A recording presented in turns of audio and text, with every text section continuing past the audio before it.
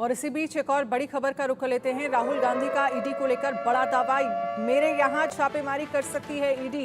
ये राहुल गांधी कह रहे हैं ईडी को चक्रव्यूह वाला बयान पसंद नहीं आया, मैं ईडी के स्वागत के लिए तैयार हूं। राहुल गांधी की तरफ से कहा गया ईडी को चाय बिस्किट मेरी तरफ से, ये राहुल गांधी ने कहा है।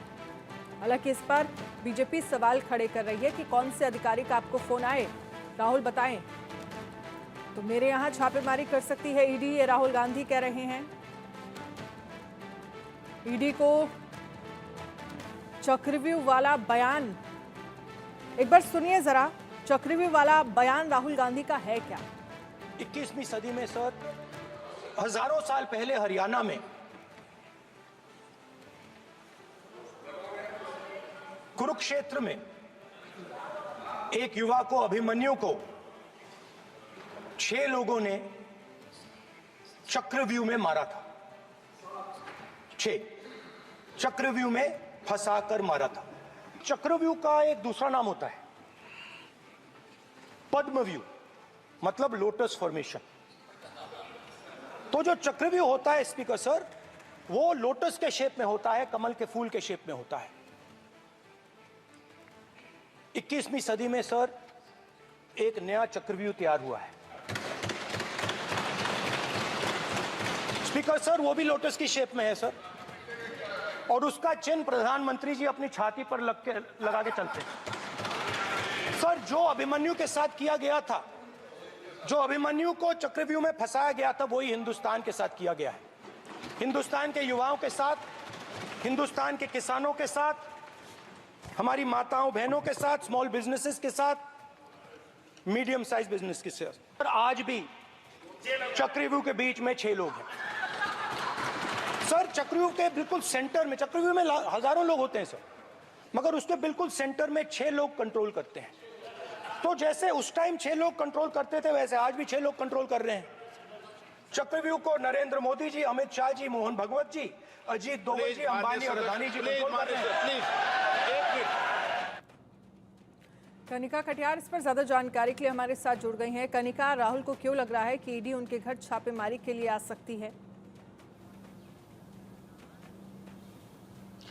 अनन्या, बिल्कुल देर रात कल राहुल गांधी ने नेता प्रतिपक्ष हो गए हैं राहुल गांधी, और उसके बाद उन्होंने अपने ट्विटर हैंडल पर एक ट्वीट किया जिसमें उन्होंने लिखा कि मेरे चक्रव्यूह वाले बयान को 2 लोग जो हैं वो नापसंद कर रहे हैं। साफ तौर पे तंज गृह मंत्री अमित शाह और प्रधानमंत्री नरेंद्र मोदी पे था। उन्होंने कहा कि ईडी की कार्रवाई हो सकती है मेरे उस बयान के बाद। उन्होंने ये भी कहा कि ईडी का मैं स्वागत करता हूँ। हालांकि ईडी डायरेक्टर को उन्होंने टैग भी करा और कहा कि मैं चाय बिस्किट के साथ स्वागत करूंगा। बिल्कुल राहुल गांधी ने जिस तरह से ये बयान छेड़ा है, इसके बाद अब सियासत देखने को मिल रही है। लगातार बीजेपी जो है वो राहुल गांधी से सवाल कर रही है कि आखिरकार राहुल गांधी के पास जो भी जानकारी है, जो भी उनके सोर्सेस हैं, जो ऑफिसर्स उनको जानकारी दे रहे हैं, उनका नाम वो सामने रखें। और देखिए, राजनेताओं की सबसे बड़ी बात अनन्या यही होती है, नेता जो आते हैं बयान देते हैं, लेकिन उस बयान को सिद्ध करना उनके लिए एक बड़ी बात होती है। और अब राहुल गांधी एक सांसद नहीं है, बल्कि नेता प्रतिपक्ष भी हैं, तो एक संवैधानिक पद पे बैठने के बाद इस तरह के बयान आना अपने आप में बड़ी बात है। कांग्रेस पार्टी की तमाम जो नेता हैं और इंडिया अलायंस के जो नेता हैं वो इस बयान को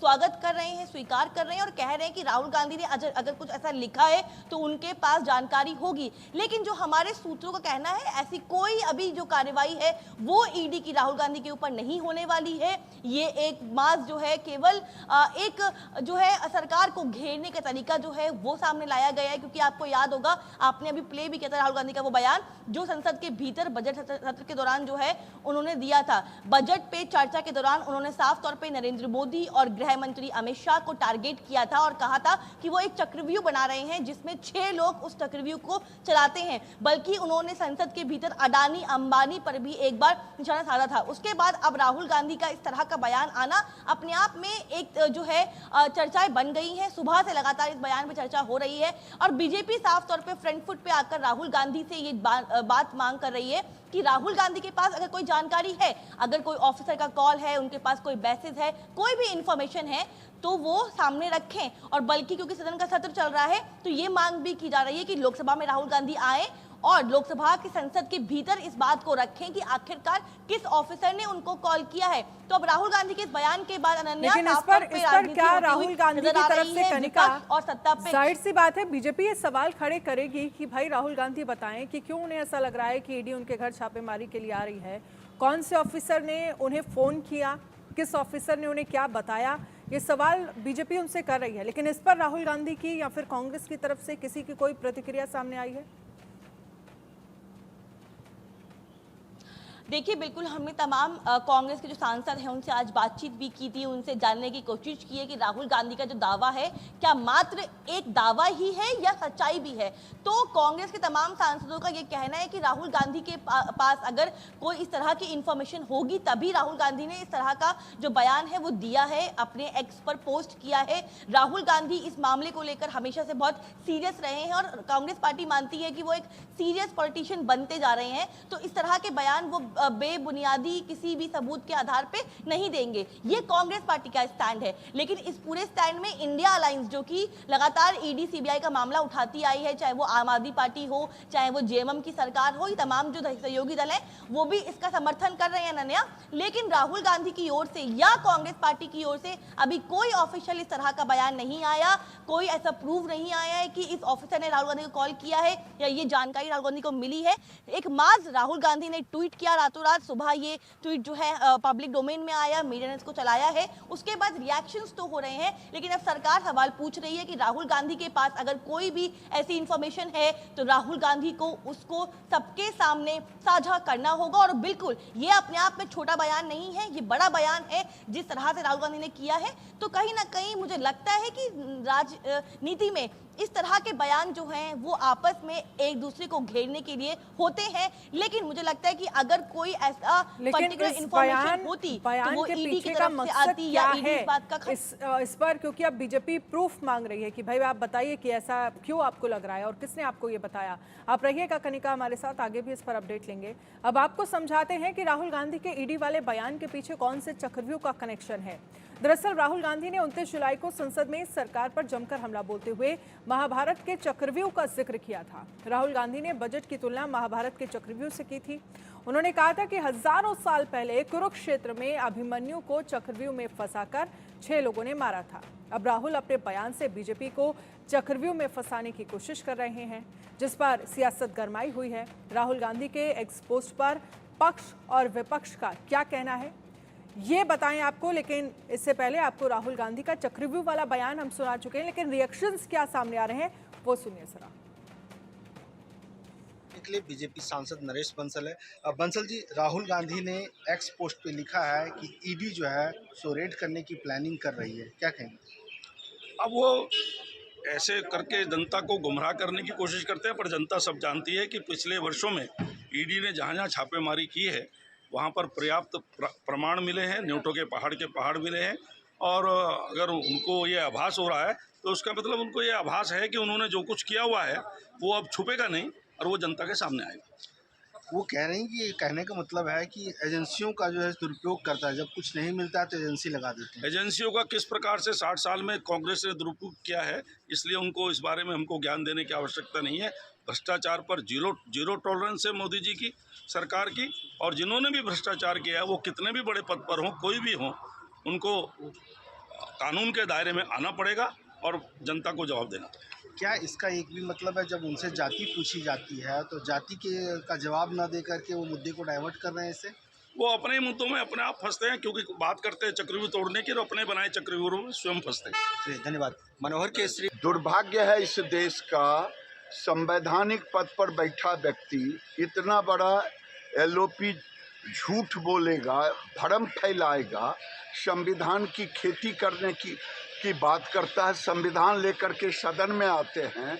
मैं चुनौती देता हूं कि ये राहुल गांधी बताएं कौन अधिकारी ने इनको इनसाइडर में फ़ोन किया। ये भ्रम मत फैलाएं, ये शर्मिंदित हैं, अनुराग ठाकुर के प्रश्नों का जवाब नहीं दे पाए। इनके परदादा पिछड़ों को धोखा दिया, जवाहरलाल नेहरू, इनकी दादी धोखा दी, मंडल कमीशन के रिपोर्ट पर। इनके पिताजी ने हाउस में रोका, इन्होंने नहीं उसको उजागर किया। ये पिछड़ों के बड़े दुश्मन हैं, नया नैरेटिव करने में, झूठ की खेती करने में माहिर हैं। देश का दुर्भाग्य है इतना बड़ा झूठा आदमी। और वहीं राहुल गांधी के एक्स पोस्ट पर पप्पू यादव का बयान सामने आया है। राहुल गांधी ने जो आरोप लगाए वो सही है। ये पप्पू यादव की तरफ से कहा गया। ईडी सीबीआई सरकार की टूल बन चुकी है। पप्पू यादव ने कहा है गिरिराज सिंह बिन पैंदी के लोटे हैं। पप्पू यादव ने कहा है विपक्ष को गाली देना गिरिराज सिंह का काम है। ये पप्पू यादव की तरफ से कहा गया है। कनिका इस पर हमारे साथ बनी हुई हैं ज्यादा जानकारी के लिए। कनिका, पप्पू यादव का पूरा समर्थन राहुल गांधी को मिलता हुआ दिख रहा है और वो सीधे तौर पर गिरिराज सिंह पर निशाना साध रहे हैं।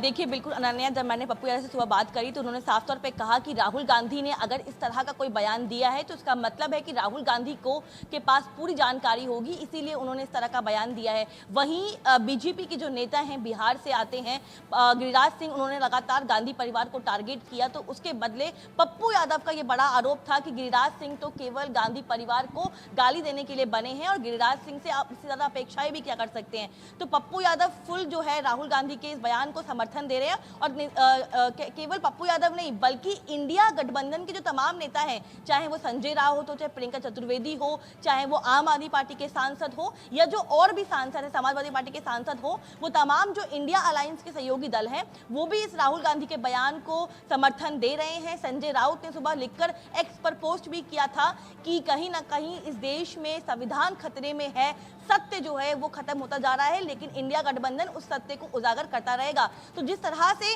लगातार ईडी सीबीआई पे सवाल खड़े करता आया है जो गठबंधन है विपक्ष का, अब कहीं ना कहीं उस सवाल को राहुल गांधी ने फ्रंट फुट पे लाकर जो है वो खड़ा कर दिया है। तो सभी सहयोगी दलों के लिए एक बड़ा मुद्दा बन गया है, जिसको लेकर आज सदन के भीतर भी कहीं ना कहीं हंगामा देखने को मिला। अब सोमवार को जो सदन की कार्यवाही होगी, जब राहुल गांधी पेश होंगे, सदन के भीतर रहेंगे, तो जाहिर तौर पे संसद के भीतर भी हमें हंगामा देखने को मिलेगा राहुल गांधी के इस बयान को लेकर। लेकिन बिल्कुल बीजेपी लगातार यही सवाल खड़े कर रही है कि राहुल गांधी जिस बयान को साझा कर रहे हैं, जिस आरोप को लगा रहे हैं कि ईडी की कार्रवाई हो सकती है, वो उसका सबूत जो है वो जनता के सामने और तमाम नेताओं के सामने पेश करें। अब राहुल गांधी के लिए एक चैलेंज है कि जो दावा राहुल गांधी ने किया है उस दावे को राहुल गांधी किस तरह स्वीकार करेंगे। और ये भी देखना होगा अनन्या कि क्या ये बजट से भटकाने की कोशिश या राहुल गांधी पे जो जाति को लेकर सवाल खड़े हो रहे हैं, क्या ये कांग्रेस पार्टी का और राहुल गांधी का कोई स्ट्रैटेजी है कि डाइवर्ट किया जाए मुद्दे को और वापस से ईडी सीबीआई और जांच एजेंसियों का मामला उठाया जाए।